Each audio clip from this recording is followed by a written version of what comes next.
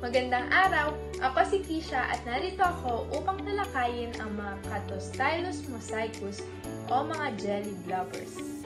Ang jelly blubber ay may hugis kampa ng katawan na mayroong mga maiikling galamay o tinatawag na tentacles.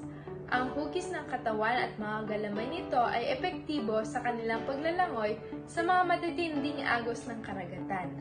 Ang mga galamay ring ito ay naglalaman ng mga nematocysts na nagbibigay ng sting o tila masakit na kurot sa katawan ng mga tao. Kapag nagpakawala ang mga ito ng nematocysts, bihirang-bihira lamang ito magdulot ng matinding sakit sa tao. Kadalasan ito ay bahagya lamang o hindi na namamalayan. Dulot ng kakayahan nitong iangkop ang kondisyon ng kanilang katawan base sa kanilang paligid, ito ay makikita sa iba't ibang parte ng dagat. Madalas ito ay naninirahan sa mga mabababaw na baybaying dagat at sa mga estuaryo, ngunit matatagpuan na rin sa mga malalalim na bahagi ng dagat. Ang mga jelly blubber ay madalas kumakain ng mga maliliit na isda at sila mismo ay kinakain ng mas malalaking hayop tulad ng pagong. Sa Pilipinas, wala naman itong kapansin-pansing epekto sa ating dagat o sa kabuhayan ng ating mga mangingisda. At gaya nga ng sinabi ko kanina, ang epekto nito sa katawan natin ay bahagya o kaya hindi na nararamdaman. Ang jelly blubber ay kasama sa iilang mga uri ng tikya na maaaring kainin. Hindi nga lamang ito sikat sa Pilipinas, ngunit sa China, ang pagkain nito o ng kahit na anong tikya ay pinaniniwalaan na nakakapagpababa ng alta presyon. Sikat din ito sa Japan at sinasabing malutong sa labas ngunit makunat din sa loob. Kaya ito'y kilala bilang pangunahing sangkap ng rubber band salad.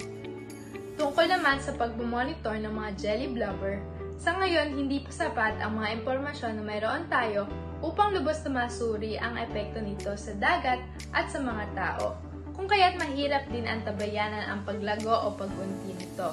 Kaya nga lamang, ito ay madalas na inaanin ng mga mangingisda sa China at Japan dahil sa kanilang masarap na lasa at makukulay na balat, at kung ito ay magpapatuloy, ay maaaring magdulot ito ng banta sa mga jelly blubber. Nararanasan mo na ba magkaroon ng makati at pulang-pulang patag pagkatapos mong lumangoy sa dagat? Yung tipong hindi lang basta makati, kundi namula pa at tumatagal ng ilang linggo bago mawala. Kung oo pa ka, hindi mo alam na ito na pala ay tinatawag na sea batters eruption. Ang sanhi, isang napakaliit pero mapanganib na nilalang sa dagat, ang thimble jellyfish. Ako po ay si Junie Dagmin at alamin natin kung ano pa talaga ang dikyang ito at kung paano maiiwasan ang kondisyon na dulot nito. Ang thimble jellyfish ay may hugis na parang kampana na may patag na tuktok. Ito ay transparent ngunit may pagkakayang manghida sa mga zooxanthellae, isang uri ng symbiotic na mikrobyo na matatagpuan sa mga tissue nito. Ang thimble jellyfish ay kumakain ng mga maliliit na plankton at ito ay naging pagkain ng mga mas malalaking hayop sa dagat, tulad ng mga isda at pagong. Karaniwan silang matatagpuan sa mababaw at mainit na matagong dagat. May tatlong kilalang species ng thimble jellyfish, ang Ninuki unguiculatae, ang Ninuki aquila, at Ninuki draco. Ang tatalakayin ko ngayon ay ang Ninuki aquila na matatagpuan sa mga lugar tulad ng Thailand, Malaysia, Pilipinas at sa Indian Ocean kabilang East Africa. Sa Pilipinas, madalas makita ang Ninuki aquila tuwing tag-init at sa panahon ng El Nino. May mga kasong naitala mula sa mga baybayin sa Davao, Cebu at Bohol. Paano nga ba nagdudulot ng sea batters eruption ang Ninuki aquila? Ang kondisyon na ito ay dulot ng larvae nito. Dahil sa maliit na sukat ng Ninuki aquila, mga 1 cm lamang, madali itong makakapit sa mga bathing suit at buhok ng mga naliligo. Mayroon silang tinatawag na nematocysts, mga stinging cells na naglalabas ng toxins kapag na-trigger. Maaaring mangyayari ito sa pamamagitan ng sikip ng bathing suit, pagkiskis ng towel, o pagbanlaw ng sarili ng fresh water pagkatapos lumangoy. Malalaman mong may kondisyon ka na kapag nakakaramdam ka ng kati sa ilalim ng iyong bathing suit sa mga pribadong bahagi ng katawan. Ito ay karaniwang nararamdaman isang araw pagkatapos lumangoy. Pagkalipas ng 6 hanggang 12 oras, magde-develop ito bilang isang sobrang makati na pantal at maaaring tumagal ng 1 hanggang 2 linggo o kahit 1 hanggang 2 buwan. Pero huwag mag-alala, Dahil ayon sa mga pag-aaral, ang pantal na ito ay isang allergic reaction at hindi lahat ng tao na na-expose ay magkakaroon nito. Ang mga sintomas ng bawat tao ay maaaring magkaiba depende sa kung na-expose na sila dati o kung kaano sila kasensitibo sa toxins ng dikya. Magandang araw po. Ako si Julian Pulido at ang susunod na dikya na ating tatalakayin ay isa sa mga pinakamapanganib na dikya na maaari ninyong madatnan sa dagat. Ito ay ang Malo philippina o mas kilala bilang ang Philippine Irukandji. Maaari rin siya tawagin na Carucid box jellyfish o kahit box jellyfish na lamang dahil siya ay nabibilang pa rin sa class Cuboza. Naiiba pa rin siya sa ibang box jellyfish dahil sa epekto niya sa katawan ng tao na ating pag-uusapan naman mamaya. Ngayon, alamin muna natin kung paano makilala ang Philippine Irukandji. Ang Philippine Irukandji ay sobrang liit lamang at hindi lalampas ang laki niya sa inyong hindi liit. Umaabot lamang siya sa sukat na 25mm kaya madali lamang siyang hindi mapansin. Siya ay may 4 na galamay at ang katawan niya ay hugis kahon at mayroong mga marka na kulay pula o kay manggi. Siya naman ay matatagpuan sa mga mababaw at mainit na tubig, lalo na kung malakas ang hangin na patungo sa dalampasigan. Limitado pa lang ang pag-aaral dito pero siya ay natilang nagpakita sa mga tubig ng Nasugbo, Batangas, Taytay, Palawan at ang Mindoro Islands. Tandaan ninyo ito kasi gugustuhin niyong malaman kung saan matatagpuan ang mga Philippine Irukandji para higit na mag-ingat kayo pag nasa may lugar kayo na nandun sila. Ang nakakatakot sa Philippine Irukandji ay isa siya sa mga species na nagdudulot ng Irukandji syndrome. Kapag nakapitan ka ng Philippine Irukandji, hindi ka naman sasalubungin ng matinding sakit. Baka isipin mo pa nga na wala lang nangyari sa iyo, pero dito ang magkakamali dahil ang malulubhang epekto ng Irukandji syndrome ay lalabas lamang sa ika-30 minuto nang ikaw ay nakapitan. Dito susulpot ang mga sintomas katulad ng ibang box jellyfish, katulad ng matinding pananakit, mabilis na pagtibok ng puso, mataas na presyon ng dugo na nasusunod ng mga babang presyon ng dugo, mga cramps sa iyong kalamnan, at komplikasyon sa puso na maaaring magdulot ng pagmakamatay.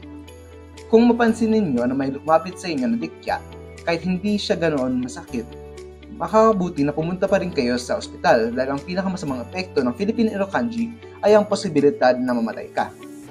Magandang araw! Ako si Christopher D. Cruspero Jr. at aking tatalakayin ang isa pang box jellyfish. Tatalakayin ko ang Chironex yamaguchi o ang mas karaniwang tinatawag na Quattro canthus. Ito ay isa ding box jellyfish at nabibilang sa class Cubozoa. Kailangan tandaan na hindi lang ang organismong ito ang box jellyfish.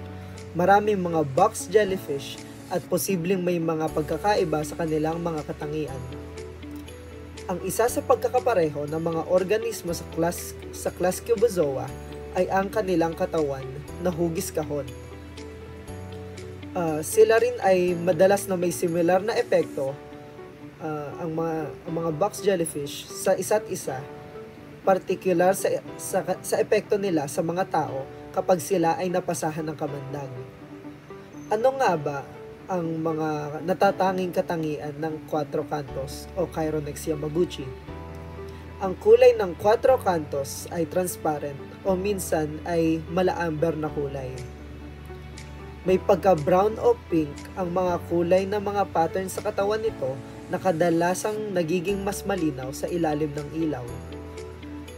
Ang medyo clear o transparent na kulay ng Quattro canthus ay isa sa mga rason kung bakit ito mas mahirap makita sa ilalim ng dagat. Ang hugis ng katawan ng Quattro canthus ay bell-shaped na may 4 na sulok at mahahabang galamay. Kadalasan ay hinahalin tulad din ang katawan nito sa isang kahon katulad ng pangalan nito. Saan nga ba matatagpuan ang Quattro canthus? Ang kanilang geographical distribution o geographical na distribution ay ang mga lugar na nasa tropical ang klima. Matatagpuan sila sa mga baybaying dagat ng Timog Silangang Asya, partikular sa mga lugar tulad ng Japan, Taiwan at Pilipinas. Sa Pilipinas, sila ay matatagpuan sa mga lugar at baybayin tulad ng Palawan, Zamboanga o iba pang mga bahagi ng Mindanao. Naninirahan ang Chironex yamaguchi o Quattro canthus sa mga coastal waters. Karaniwan itong matatagpuan sa mga tahimik at mainit na tubig ng mga baybaying dagat at mga estuaryo. Dahil nakikita ito sa mga coastal waters o mga parte ng karagatan na mas malapit sa lupa, madali nitong nakakaengkwentro ang mga tao. Ano ang kaugnayan sa mga tao ng Cuatro Cantos? Ang Cuatro Cantos ay mayroong malupit na venom o kamandag. Nanggagaling ang mga kamandag nito sa kanilang mga galamay. Ito ay may kamandag na maaaring magdulot ng cardiac arrest at pagkakabigo sa paghinga o anaphylaxis. Ang kagat ng jellyfish na ito ay seryosong mapanganib sa mga manlalangoy at mga mangingisda. Kaya't mahalaga ang pag-iingat at kailangan ng agarang medikal na atensyon kapag nakamandag. Ang susunod naman na matatagpuan sa mga dagat ng Pilipinas ay ang moon jelly o Aurelia aurita, isa sa mga pinakakilalang jellyfish. Karaniwan itong translucent, parang malinaw na jelly at may bahagyang lilang rosas o asul na tint sa gitnang bahagi. Kung titignan natin, mapapansin natin ang mga reproductive organs nito na hugis horseshoe na may pink o lila na kulay. Ang katawan naman ng moon jellyfish ay bilog o disc shape na parang medusa at may bahagyang kulot na gilid. Isa itong kamanghamanghang nilalang na buhay sa mga kalmadong baybayin at coral reefs.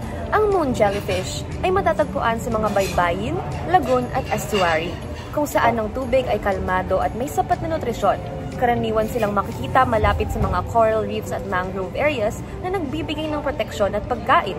Mahilig sila sa payapang tubig malapit sa baybayin at sa mga mangroves at coral reefs kung saan may sapat na sustansya. Madalas din silang nasa mga lagoon at sheltered areas, mga lugar na protektado mula sa malalaking alon na nagpapahintulot sa kanila na mamuhay ng maayos. Ang sting ng moon jellyfish ay hindi naman ganun kagrabe para sa balat ng tao. Karaniwan, nagdudulot ito ng bahagyang kakulangan sa ginhawa at mga rashes na tumatagal lamang ng ilang oras. Kung makakaramdam ka ng ganitong epekto, pwedeng i-relieve ito sa pamamagitan ng pagbabad ng apektadong bahagi sa mainit na tubig at pagkatapos ay takpan ito ng malamig na compress. Madali lamang itong maagapan at siguradong agad itong mawawala. So paano nga kung nakapitan ka na ng dikya? Higit sa lahat, ang pinakamahusay pa rin na gamot ay ang pag-iwas sa mga lugar na malaki ang tsansa na makakita ka ng dikya. Maging alerto para sa mga senyales na nagsasabi na may dikya sa tubig.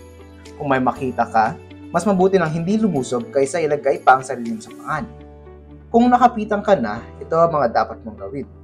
Una, tanggalin ang mga galamay gamit ang tubig dagat. Dahan-dahan itong tanggalin dahil maaari pa rin siyang maglabas ng venom kahit na galamay na lang ang natirang nakatikit sa iyo. Huwag din kamutin ang lugar na kinapitan dahil baka may naiwan pa rin mga barb na nakabaon sa balat mo na pwedeng maglabas ng venom kung mairita.